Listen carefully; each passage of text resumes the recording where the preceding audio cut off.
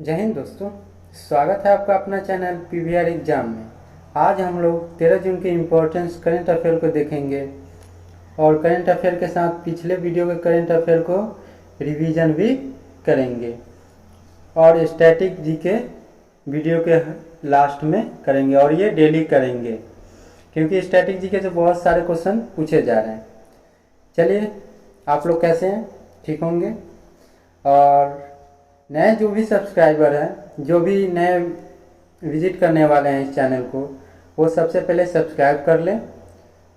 और आप लोग के लिए आप लोग को बोला गया था कि आप लोग हर ग्रुप में शेयर करें। चलिए, आप लोग कर रहे हैं।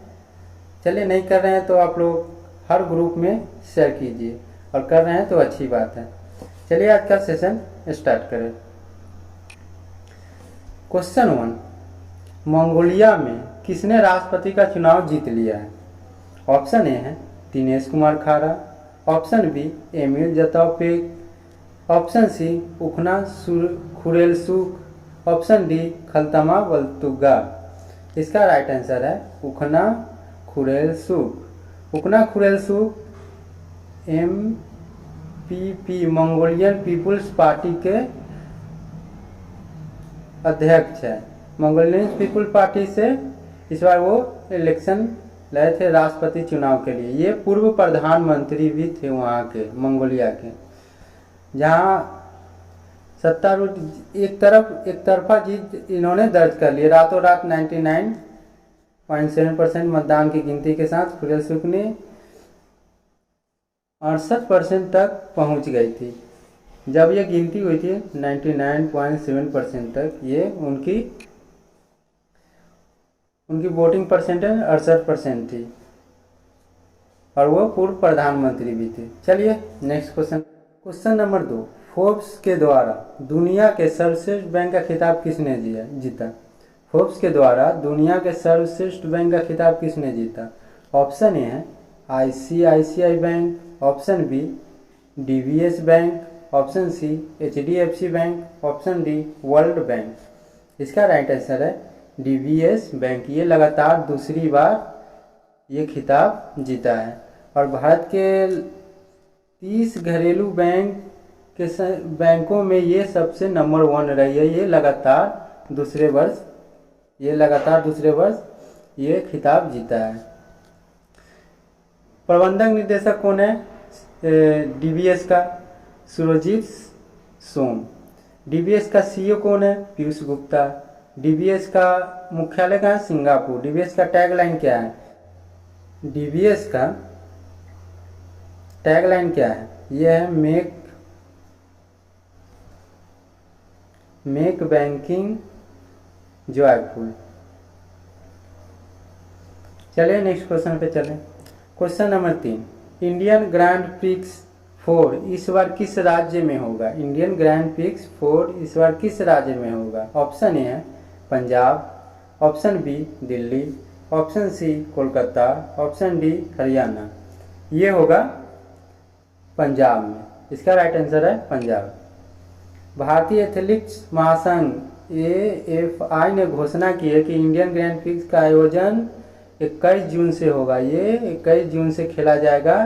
पंजाब के राष्ट्रीय खेल संस्थान पटियाला में खेला जाएगा। इससे होगा, इसमें एथलीट को टोक्यो में क्वालिफाई करने का अधिकतम मौका मिलेगा। इसमें दूती चंद और हिमा दास भी भाग ले रही है, जो 25 जून को राष्ट्रीय अंतर और राज्य इलेक्ट्रिक चैंपियनशिप में 25 जून को भाग लेगी। भारतीय एथलेटिक्स महासंघ की स्थापना कब हुई है? 1946 में। भारतीय एथलेटिक्स महासंघ का मुख्यालय कहाँ है? नई दिल्ली। चलिए, नेक्स्ट क्वेश्चन पे चलें। क्वेश्चन नंबर 3, राधा मोहन जी का निधन हो गया, वे कौन थे? ऑप्शन ए है अर्थशास्त्री, ऑप्शन बी पर्यावरणविद, ऑप्शन सी लेखक, ऑप्शन डी ए बी दोनों। इसका राइट आंसर होगा डी ए बी दोनों। अर्थशास्त्री भी थे और पर्यावरणविद भी थे। इनका निधन हो गया है। पद्मश्री से भी सम्मानित थे, प्रसिद्ध व्यक्ति थे। पर्यावरणविद थे, प्रोफेसर थे। राधा मोहन जी कहाँ के थे? उड़ीसा के। उड़ीसा के थे। भुवनेश्वर में ही निधन हो गया।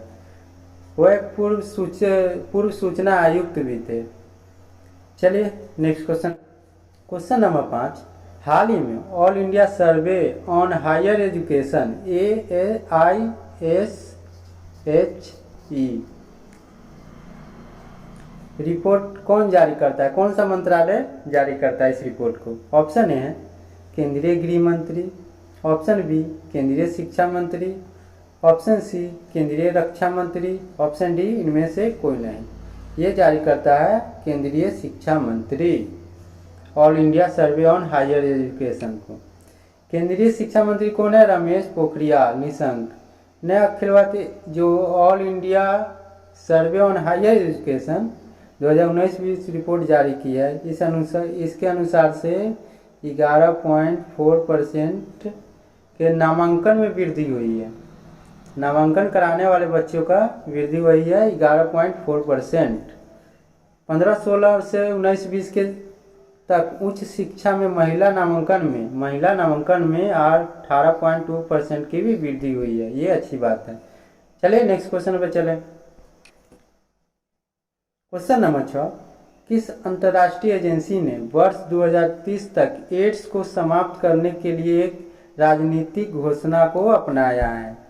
किसने ये अपनाया है? ऑप्शन ए है संयुक्त राष्ट्र महासभा, option B world bank, option C world health organisation, option D इनमें से कोई नहीं।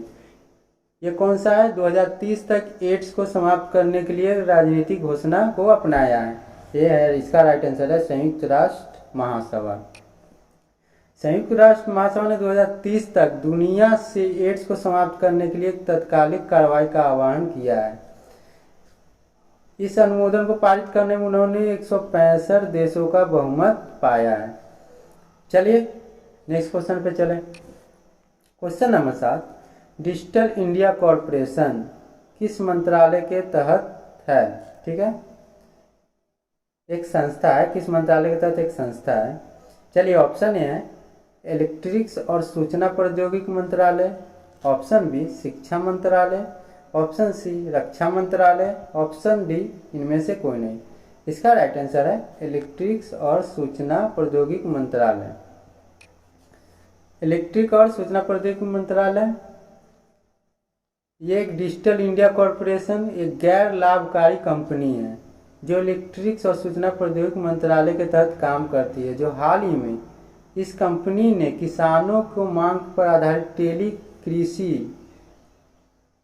कृषि प्रदान करा। क्वेश्चन नंबर 8, ILO द्वारा किसी संगठन के सहयोग से child labour global estimates 2020 trends and road forward शीर्षक वाली रिपोर्ट जारी की है। ये कौन रिपोर्ट जारी किया है? ऑप्शन है UNICEF, option B WHO, option C world bank, option D BRO। ये कौन किया है? यूनिसेफ ने किया है। यूनिसेफ के अंतर्राष्ट्रीय श्रम संगठन ILO और यूनिसेफ ने child labour global estimate 2020 trends and road forward जारी किया है। इस रिपोर्ट के अनुसार पहले तो 12 जून को ये विश्व बाल दिवस मनाया जाता है। बाल दिवस मनाया जाता है और इसमें एक रिपोर्ट जारी हुआ जिसमें चाइल्ड लेबर की संख्या 16 करोड़ बढ़ गई है। चाइल्ड लेबर की संख्या 16 करोड़ से ज़्यादा हो गई है दुनिया भर में। चलिए नेक्स्ट क्वेश्चन पे चले। Question number 9, the cost of climate change in India report के अनुसार जलवायु परिवर्तन के कारण 2040 तक भारत की गरीबी दर कितने प्रतिशत की वृद्धि होगी? ऑप्शन ए है 3.5%, option B 4.5%, option D C 3%, option D 2.5%। कितना बढ़ जाएगा? 2040 तक भारत की जो गरीबी दर है वो 3.5% बढ़ने वाली है। ये जलवायु परिवर्तन के कारण, अभी जो कोविड-19 के भी कारण इसका असर पड़ेगा। चलिए इसका राइट आंसर है 3.5%। चलिए नेक्स्ट क्वेश्चन पे चले। क्वेश्चन नंबर 10, भारतीय नौसेना द्वारा M60 रोमियो हेलीकॉप्टर किस देश से खरीदे जा रहे हैं? ऑप्शन है अमेरिका, ऑप्शन बी रूस, option C Japan, option D Israel. इसका राइट आंसर है अमेरिका से MH60 रोमियो हेलीकॉप्टर लिया जा रहा है। ये भारतीय नौसेना को अमेरिका से MH60 रोमियो हेलीकॉप्टर प्राप्त होंगे। ये इससे पहले 2020 में 24 MH60 रोमियो हेलीकॉप्टर खरीदने के लिए अमेरिका के साथ 16,000 करोड़ रुपए के सौदा पर हस्ताक्षर किए गए थे। 3 हेलीकॉप्टर के पहले बैच जुलाई में आएंगे। चलिए आगे चलें, कल के करंट अफेयर का रिवीजन करते हैं। चलिए क्वेश्चन है, हाल ही में शिक्षा सेवा योजना किस राज्य सरकार ने शुरू की है? ये असम सरकार ने शुरू की है, जिसमें 3500 रुपया दिए जाएंगे जो 24 वर्ष तक जिनके माता पिता कोविड-19 के कारण उनकी मृत्यु हो गई है। चलिए क्वेश्चन नंबर 2, हाल ही में एशिया पैसिफिक उत्पादकता चैंपियन किसको मिला? ये मिला है RS सोढी को, जो अमूल डेयरी के संस्थापक हैं। क्वेश्चन नंबर 3, हाल ही में फुटबॉल एसोसिएशन की पहली महिला अध्यक्ष कौन बनी है? ये बनी है डेबी हैविट। चलिए आगे चले क्वेश्चन नंबर 4 पर। थेल्स ने किसको भारत का नया उपाध्यक्ष और डायरेक्टर चुना है? ये चुना है आशीष श्राफ को। बिटकॉइन निवेश में 2020 में किसने टॉप किया है? ये किया है यूनाइटेड स्टेट यानी अमेरिका। कितना है इनका फायदा बिटकॉइन में? 4.1। इसके बाद कौन है? चीन। चीन का कितना फायदा है? 1.1। क्वेश्चन नंबर 6, बुद्ध दास गुप्ता का निधन हो गया, वो कौन थे? वे थे फिल्म निर्देशक जो बंगाली फिल्म निर्देशक थे। चलिए आगे चलें। Question number 7, UK Asian film festival में भारत में सर्वश्रेष्ठ अभिनेत्री का पुरस्कार किसने जीता है? ये जीता है तिलोत्तमा घोषो। ठीक है। क्वेश्चन नंबर 8, ग्लोबल लीजएबिलिटी इंडेक्स 2021 में शीर्ष स्थान पे कौन रहा है? ये ऑकलैंड। ऑकलैंड कहाँ का शहर है? ये न्यूजीलैंड का है। क्वेश्चन नंबर 9, हाल ही में फेरारी का नया CEO किसको बनाया गया? ये बेनोडेट्टा बिगना को। चलिए आगे, आज से हम लोग स्टैटिक्स करंट अफेयर को भी देखेंगे और इम्पोर्टेंस देखेंगे। डेली कुछ न कुछ होगा इम्पोर्टेंट नया। आज है राष्ट्रीय उद्यान बिहार के राष्ट्रीय उद्यान देख लेते हैं। आज वाल्मीकि राष्ट्रीय उद्यान है, भीमबाध वन्य जीव अभयारण्य है, तीसरा है गौतम बुद्ध वन्य जीव अभयारण्य। चलिए आगे चलिए, उत्तर प्रदेश के कुछ इम्पोर्टेंस राष्ट्रीय उद्यान को देख लेते हैं। दुधवा नेशनल पार्क है, अमरगढ़ टाइगर रिजर्व है, चंद्रप्रभा वन्य जीव अभयारण्य है। चलिए आगे चले, असम, इससे ज़्यादा यहाँ से ज़्यादा क्वेश्चन पूछा जाता है राष्ट्रीय उद्यान के बारे में। पहला है काजीरंगा नेशनल पार्क, यहाँ पे एक सींग वाला गेंडा रहता है। ठीक है। दूसरा है डिब्रू सखोबा नेशनल पार्क, ये जंगली घोड़ा यहाँ पे रहते हैं। तीसरा है मानस नेशनल पार्क, जो सुनहरा लंगूर के बारे में प्रचलित है। चलिए चौथा Nameri national park, Orang national park है यहाँ। गर्म पानी वन्य जीव अभयारण्य है, सोनाई रूप वन्य जीव अभयारण्य है, सोनाई रूपा वन्य जीव अभयारण्य। चलिए यहीं पर सेशन को समाप्त करते हैं, मिलते हैं फिर कल नए टॉपिक के साथ। और हाँ, आपको अगर ये सेशन अच्छा लगा हो सब्सक्राइब करें, शेयर ज़रूर करें अपने ग्रुप में, हर ग्रुप में शेयर करें, लाइक करें, कमेंट करें। ठीक है, मिलते हैं नेक्स्ट क्लास में। चलिए ठीक है, बाय।